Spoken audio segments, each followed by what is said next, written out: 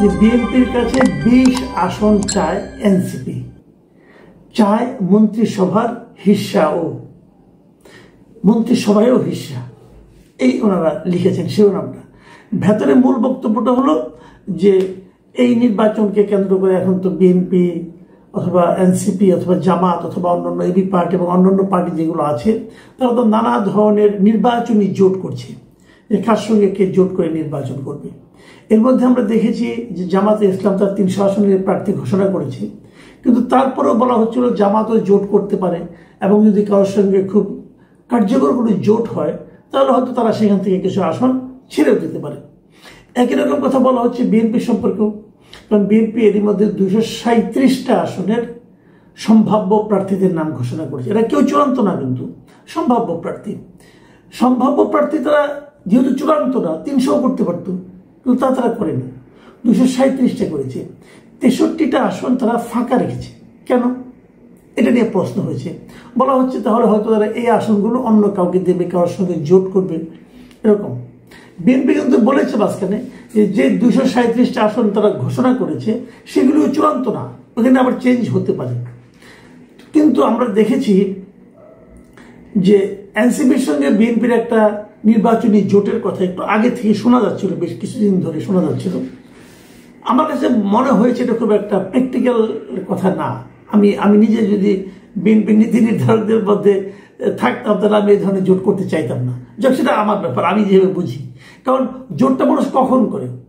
যখন দেখে অন্য একটা দল, ছোট দল, সে হয়তো খুব একটা বড় আসন পাবে না, কিন্তু তাদের কিছু ভোট আছে, 10% অথবা 8%, 7% ভোট আছে, এবং কোনো কোনো আসনে বড় দল যেটা আছে ওইখানকার তার হয়তো ওই 7-8% ভোট নিয়ে একটু দ্বিধা আছে, যে ওইটুকু ভোট পেলে হয়তো তারা জয়ী হতে পারে, ওইটুকু ভোট পেলে তার না হলে তারা হয়তো হেরে যেতে পারে। এরকম কিন্তু আমরা আগের নির্বাচনগুলো দেখেছি। কাজে যেমন 96-এর যে নির্বাচনটা হয়েছিল সেখানে বিএনপি কিন্তু অনেক আসনে এই 500-600 এরকম ভোটে কিন্তু হেরে গিয়েছিল। তারা যদি ওই নির্বাচনে জামাত ইসলামকে সঙ্গে পেত তাহলে হয়তো তারা জিততে পারত। এই জন্যই তারা 2001 সালে জামাতকে সঙ্গে নিয়ে নির্বাচন করেছে, এবং ওখানে আবার আওয়ামী লীগের জন্য একই ভাগ্য ছিল। কাজে এই জোটটা সাধারণত এভাবে হয়। তো এখানে বিএনপির কিছু কিছু জোটের কিছু তাদের শরিক কিছু দল আছে যাদের সঙ্গে তারা গত 15-16 বছর ধরে আন্দোলন করেছে একসঙ্গে, তাদেরকে তারা কিছু হয়তো আসন দেবে। যেমন গণ অধিকার পরিষদ আছে, তারপর নাগরিক ঐক্য আছে, তারপর এনডিএম, এগুলো আছে কিছু। এদেরকে তারা হয়তো কিছু আসন দেবে, এরকম একটা ধারণা অনেকের মধ্যে আছে, প্রচলিত আছে, হতেও পারে না হতে। কিন্তু এনসিপির সঙ্গে তাদের এরকম একটা সম্পর্ক আছে এটা আমি কখনো শুনিনি, বরং আমি বিভিন্ন সময় দেখেছি এনসিপি বিএনপিকে তীব্র ভাষায় সমালোচনা করে, এনসিপি বিভিন্ন লিডাররা। এই কারণে আমার কাছে মনে হয়েছে যে বিএনপি আর যাই হোক এনসিপিকে সঙ্গে নেবে না। এবং আরেকটা কারণ হলো এনসিপি খুব বেসিক্যালি খুব অসাধারণ কোনো ভোট ব্যাংক আছে, এটাও আমার কাছে কখনোই মনে হয় নাই। এনসিপি যারা শীর্ষ পর্যায়ের নেতা তারাও নির্বাচনে কতটুকু ভালো করতে পারবে, তার এলাকায় তাদের খুব ভালো ভোট আছে, এটা আমার কখনোই মনে হয় নাই। দুই একটা জায়গায় হয়তো তাদের কিছুটা ভোট তাদের আছে, যেমন হাসনাত আব্দুল্লাহর যে আসনটা সেখানে তার একটা পরিচিতি এবং তার একটা জনপ্রিয়তা আছে বলে আমি শুনেছি। আমার কথা বিশ্বাস করেন না, আমি যতটুকু শুনেছি সেটা আমি বলি। এবং হান্নান মাসুদ যে এলাকায় আছেন, ওনার যে বাড়ি হাতিয়াতে, ওখানেও তার কিছুটা জনপ্রিয়তা আছে বলে আমার ধারণা হয়েছে আর কি। তো এরকম দুই একটা আসন ছাড়া তাদের আর কোনো খুব বেশি একটা তাদের জনপ্রিয়তাও খুব একটা আছে ওই এলাকায়, এটা আমার কাছে কখনোই মনে হয় নাই। তাহলে তার সঙ্গে বিএনপি নির্বাচনী জোট করতে যাবে কেন? কি লাভ? 3টা পয়েন্ট। একটা হলো এর সঙ্গে জোট করলে আপনার ক্ষমতায় যাওয়াটা নিরঙ্কুশ হয়, দ্বিধাহীন হয়, সন্দেহমুক্ত হয়, এটা একটা। দ্বিতীয় কারণ হলো এখানে তাদের অনেক ভোট আছে, সেই ভোটগুলি তারা প্রায় জয় হয়েই যাবে হয়তো বা, তাকে একটু আমরা হেল্প করি, এটা একটা। আরেকটা হতে পারে এই দলের সঙ্গে আমার নীতিগত অনেক মিল আছে, বিভিন্ন সময়ে আমাকে তারা মরাল সাপোর্ট দিয়েছে, অতএব তার সঙ্গে আমি জোট করব। যেটা নাকি এই যে মাহমুদুর রহমান মান্নার দল অথবা নূরের দল অথবা জুনায়েদ সাকির দল, এগুলির সঙ্গে তার কিন্তু একটা এই ধরনের ঐক্য আছে, যে তাদেরকে মরাল সাপোর্ট তারা বিভিন্ন সময় দিয়েছে। কিন্তু এই সাপোর্ট তারা তো এনসিপির কাছ থেকে পায়নি, তাহলে তারা এনসিপির সঙ্গে জোট করবে কেন? তাও আবার 20টা আসন দিয়ে। ভাবেন, কেবল 20টা আসনই না, কিছু কিছু ক্ষেত্রে তারা মন্ত্রিত্ব চাচ্ছে, তারা মিনিমাম 3টা মন্ত্রিত্ব চাচ্ছে। এই নিউজটাতে এই কথা বলা হয়েছে। 3টা মন্ত্রিত্ব মানে বোঝাই যাচ্ছে যে মাহফুজ আলম আছে একজন, তারপরে আপনার আসিফ মাহমুদ, সজীব ভুঁইয়া এবং নাহিদ ইসলাম যেহেতু আগে মন্ত্রিসভায় ছিল, মানে উপদেষ্টা পরিষদে ছিল, হয়তো তাকেও নেওয়ার কথা ভাবা হচ্ছে। তো এই ধরনের একটা, তো এই যে রিপোর্টটা, আমি রিপোর্টটা মানে মোটামুটি মন দিয়ে পড়লাম, আমি কোথাও এখানে দেখলাম না তো ওনারা এটা কার সঙ্গে কথা বলে এই রিপোর্টটা করেছে। উনি বলেছে যে উভয় দলের সূত্র, বলছে উভয় দলের সূত্রের সঙ্গে তারা আলাপ করেছে, এবং উভয় দলের সূত্রটা কে তা কিন্তু তারা ক্লিয়ার করেনি। তারা বলছে যে এনসিপির নীতি নির্ধারণী পর্যায়ের 4 জন নেতার সঙ্গে এই বিষয়ে আলাপ হয়েছে, এবং এই বিষয়ে ওয়াকিবহাল বিএনপির একাধিক নেতার সঙ্গে কথা হয়েছে প্রথম আলোর। তার মানে এনসিপির 4 জন লিডার এবং বিএনপির একাধিক নেতার সঙ্গে তারা আলাপ করছে, এবং সেই আলাপে তারা এই সিদ্ধান্তে পৌঁছে যাবে, রিপোর্টটা করেছে যে তারা এনসিপি 20টা, বিএনপির কাছ থেকে 20টা আসন চায়, যে আমাদের ঢাকা থেকে হবে 4 জন, এবং তাদেরকে কমপক্ষে 3টা মন্ত্রিত্ব দিতে হবে, কারণ তা না হলে তারা নির্বাচনের পর তাদের একজনের সেফটি লাগবে, সেই সেফ গার্ড হিসেবে তারা সেটাও চায়। এবং এখানে রিপোর্টে আরো বলা হয়েছে যে তারা জামাতের সঙ্গে যেতে আগ্রহী না, কারণ তারা দক্ষিণপন্থী, চরম দক্ষিণপন্থী দল হিসেবে নিজেদেরকে পরিচয় দিতে চায় না। তারা চায় তারা মধ্যপন্থা দল, এবং বিএনপি যেহেতু মধ্যপন্থা দল, অতএব তাদের সঙ্গে আঘাত করলে, জোট করলে তাদের জন্য বেশ মানে সুখকর হবে। মূলত এই কথা, এইখানে একটা ইঙ্গিত আছে যে কেন তারা এই রিপোর্টটা মানুষের কাছে বিশ্বাসযোগ্য করে তোলার জন্য একটা কথা বলা হয়েছে।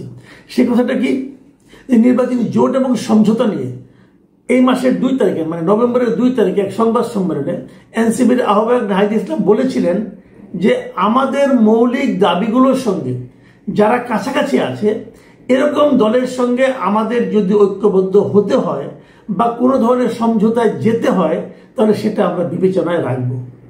এই যে কথাটা 2 তারিখে বলেছেন, আমার ধারণা এই রিপোর্টার সাহেব এইটাকে কেন্দ্র করে তার চিন্তার কল্পনার পাখাগুলি মেলেছেন, আমার ধারণা। আর আমি কল্পনার কথাটা বললাম কেন সেটা আমি বলছি একটু পরে। সেটা হলো গিয়ে, হয়তো অনেকে আপনারা বলতে পারেন যে এই জোটের কথা তারা যে বলছে, প্রায় সকল আসনেই তো বিএনপি মনোনয়ন দিয়ে দিয়েছে তাদের, যেমন হাসনাত আব্দুল্লাহর আসন, অথবা আপনার হান্নান মাসুদের আসন, অথবা নাসিরউদ্দিন পাটোয়ারির আসন, এগুলি সবগুলি তো তারা দিয়ে দিয়েছে। তাহলে এখন কি হবে?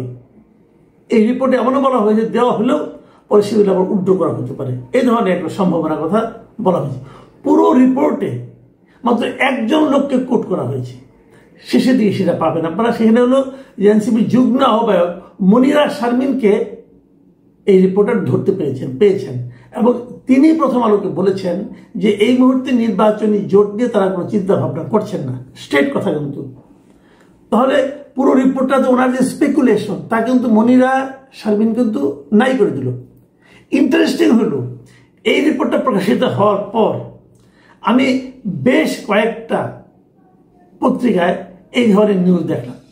তার মধ্যে যেমন দৈনিক কালবেলা তারা এই নিউজটা করেছে, একই জিনিস আমি সেটাও পড়ে দেখেছি, মোটামুটি একই ধরনের কথা। মানে প্রথম আমাদের যা লিখেছে ওইটাই মোটামুটি বলা হয় যে রিপ্রোডাকশন তারা করেছে। এবং আজকের পত্রিকা এবং কালের কণ্ঠ তারাও এই নিউজটা করেছিল, কিন্তু আমি অনলাইনে যে এটা খুঁজে পেলাম না। তাদের কিন্তু গুগলে সার্চ করে পাবেন, তারা নিউজটা দিয়েছিল, পরে বোঝা উঠিয়ে নিয়েছে, এর সত্যতা প্রমাণ করতে পারেনি। এখন এই 2 পত্রিকায় নিউজটা উঠিয়ে নেওয়ার কারণে আমার কাছে প্রথম আলো রিপোর্টের সত্যতা নিয়ে আসলে একটু সন্দেহ তৈরি হয়েছে। এই ব্যাপারে এনসিপির রিয়াকশন কি? এনসিপি কিন্তু একটা বিবৃতি দিয়েছে, এবং তারা বিবৃতি দিয়ে বলেছে এই ধরনের কোন রকম মন্ত্রিসভার আসন কিংবা মন্ত্রিসভার পদ তারা চায়নি। এই সংবাদটা পুরোপুরি বিভ্রান্তিকর, এবং বিভ্রান্তিকর এই বিবৃতিটা, এই প্রতিবাদ, এটা আপনার ওনাদের যে বিবৃতি, অফিসিয়াল বিবৃতি, এটা একাধিক মিডিয়াতে প্রচারিত হয়েছে। আমার কাছে ইন্টারেস্টিং একটা পয়েন্ট আছে, সে পয়েন্টটা হলো যে এই ব্যাপারে এনসিপির যিনি মানে একজন শীর্ষস্থানীয় নেতা, মুখ্য সমন্বয়ক নাসিরউদ্দিন পাটোয়ারি, তাকে সাংবাদিকরা জিজ্ঞেস করলে তিনি খুব চমৎকার একটা কথা বলেছেন। এটা আমাদের রস আছে, বাট ইন্টারেস্টিং। তিনি বলেছেন 20টা সিট ও 3 জনের মন্ত্রিত্ব দেওয়ার বিষয় নিয়ে প্রথম আলোর প্রকাশিত খবর মিথ্যা। দেশের সংকটকালে আগুনে ঘি ঢেলে দেয় প্রথম আলো। দেশের সংকটকালে প্রথম আলো আগুনে ঘি ঢেলে দেয়।